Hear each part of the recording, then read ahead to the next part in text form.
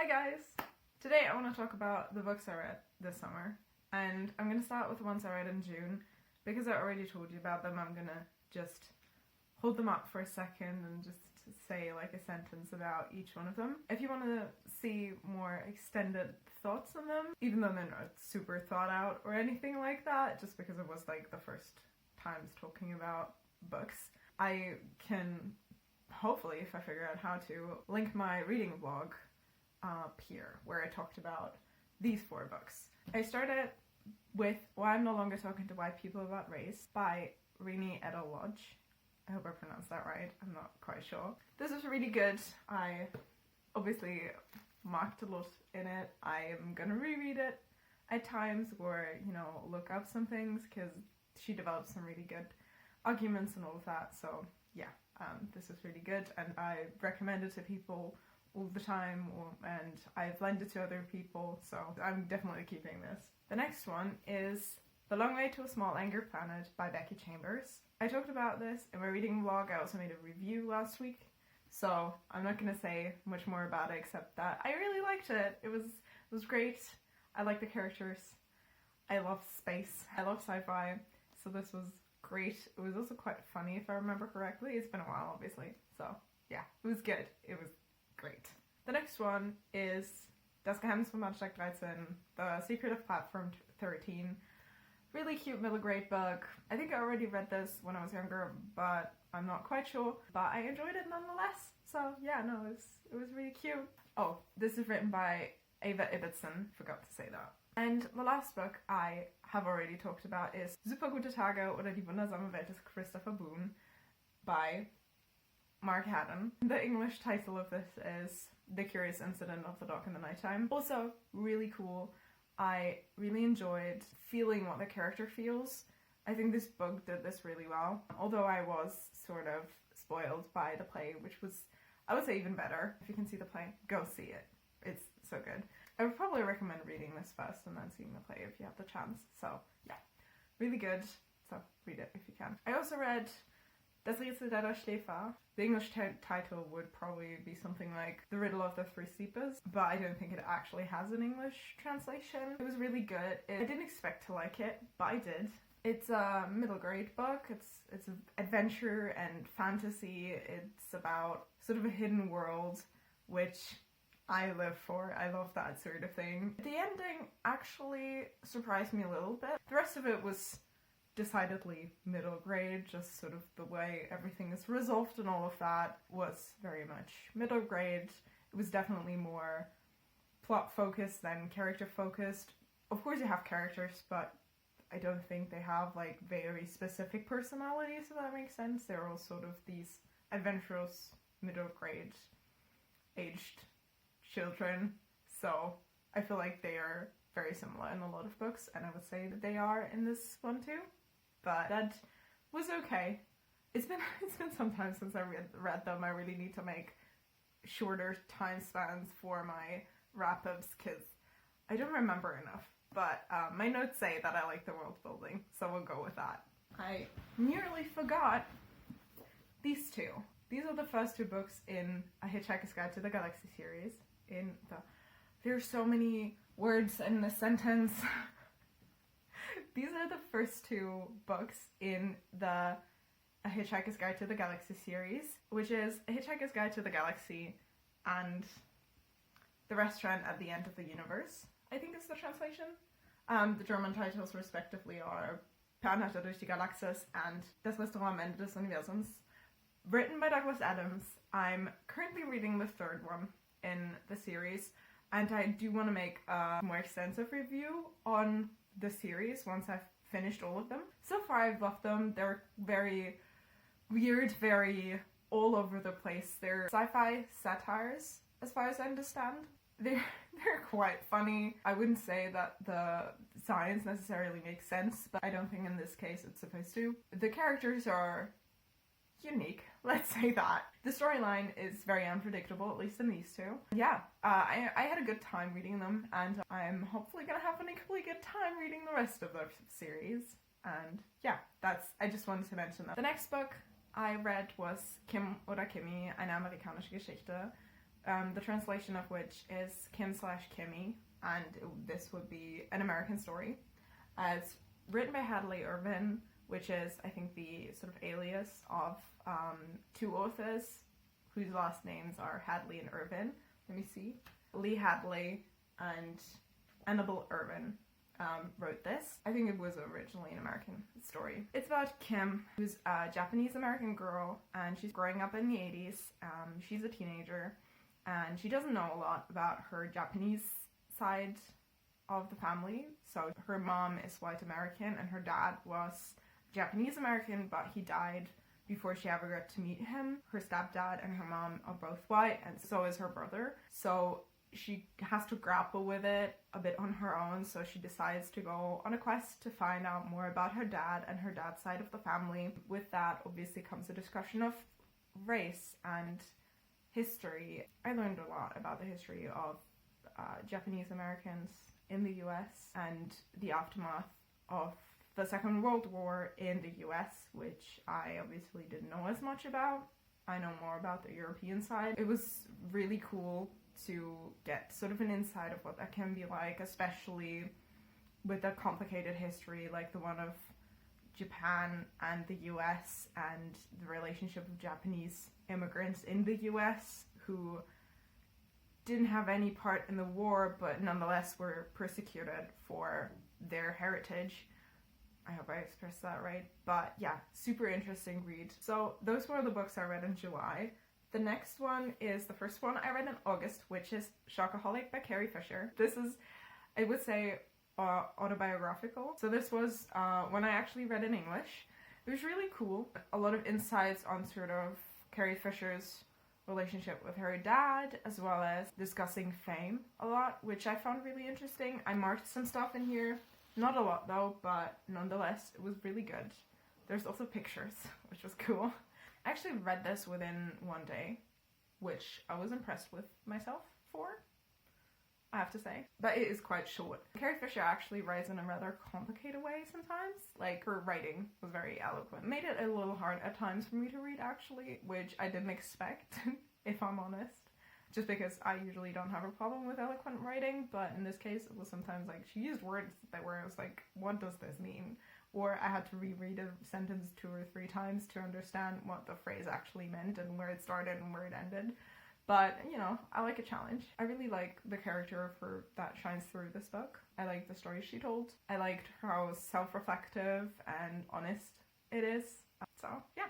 The next one is a manga, which is Saint Young Men. I don't need to translate that, even though I read it in German, but apparently this is the German title. By Hikaru Nakamura. This is actually, I think, the first in a series, but I only have the first one. It's about Jesus and Buddha who take a vacation in Japan, and the adventures they have, both with their certain talents that are somewhat otherworldly, as well as the way other people react to them and all of that. It was really fun. It was a really funny read. I think a certain understanding of Christianity or Buddhism probably helps to understand this. I personally don't have a problem. I don't know if as many things about Christianity are explained, or about Jesus specifically, obviously, but I don't think I really had a problem understanding certain hints. But if you have a really thorough understanding of Buddhism or Christianity, it probably, you know, you get more out of it, but it was still very funny. And some things are explained through like asterisks and sort of being like, okay, this is what this means, or this is what this is a nod to. So that was really good and quite accessible, I would say. The next one is Mauerblümchen by Holly Jane Rollins. The English title translated is Wallflower. I didn't find the English title in the book though, so I'm not quite sure. It says it's translated from English, but I think Holly Jane Rollins is a native English speaker, but also speaks German. I'm not quite sure, but I know that she lived in Berlin or something like that, in Germany at least. It takes place in Berlin after the wall was broken down. I don't know how you say it in English, but that was on the 9th of November 1989, and I think 1 or 2 weeks later this book takes place. Our main character is a girl whose name I can't find. It is written in first person, and she is on a mission to visit the childhood home of her deceased mother before she moves back to the US, because she's originally American and she's just staying in Berlin for a short period of time. And on the way there, she meets a guy, and it talks about the differences and sort of what it was like post-wall, sort of. It feels quite short. I couldn't necessarily relate to the characters, and it was a bit insta-lovey, but I felt like it was okay. It takes place over a short period of time, a couple of hours, and mainly on the Berlin transport system, which was quite interesting and pretty fun, because I have been in Berlin before. I've taken the underground before.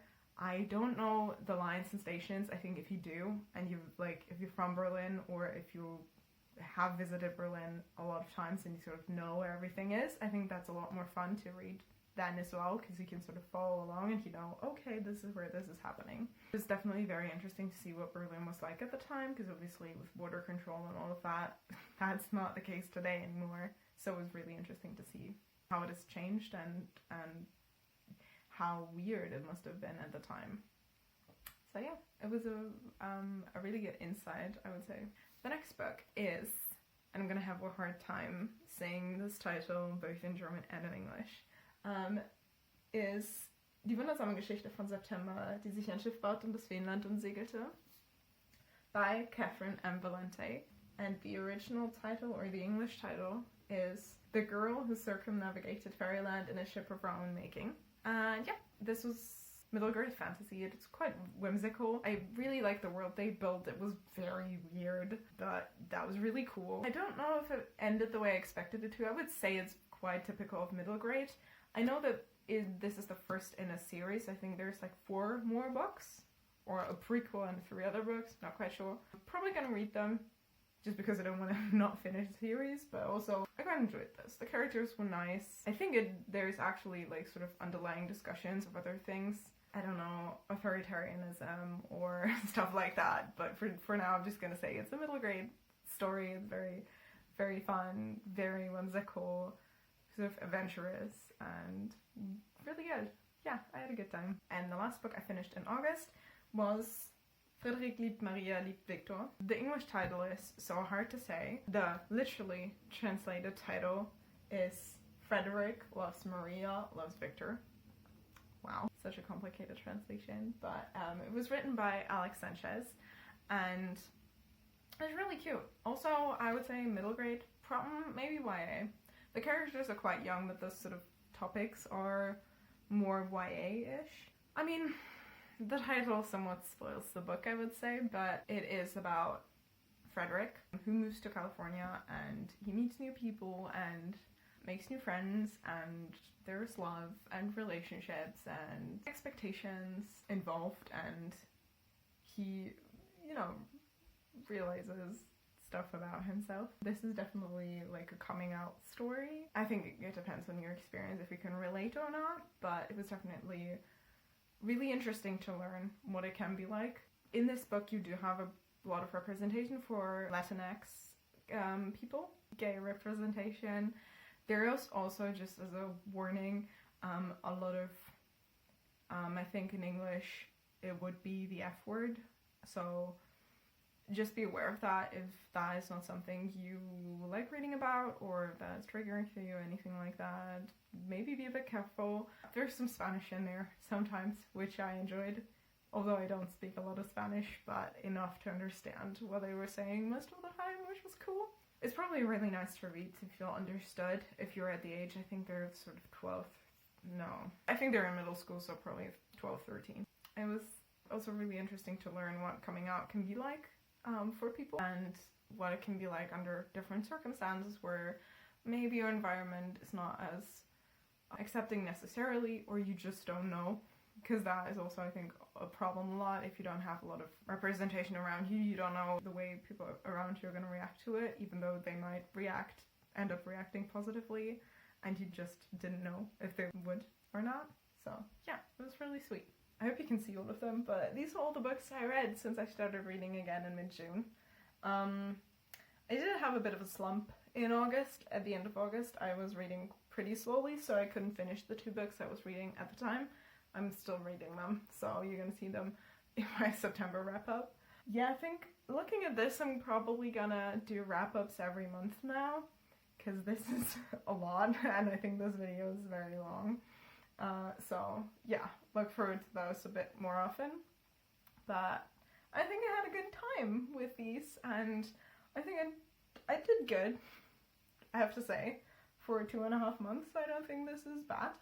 And I really enjoyed reading them. I also enjoyed making a bit of a dent into my TBR shelf, which is just the shelf of books I haven't read yet. I'm probably going to be a bit more busy now, but I hope to be able to read like 4 books a month, probably, just because I read very slowly. Oh my god, this is so heavy. I hope you enjoyed this. I'm not very adept at making these types of videos, so if you have any hints of what I should include next time, or what you don't want to hear, then comment. And other than that, I'm gonna keep reading, and I hope you are too. Bye!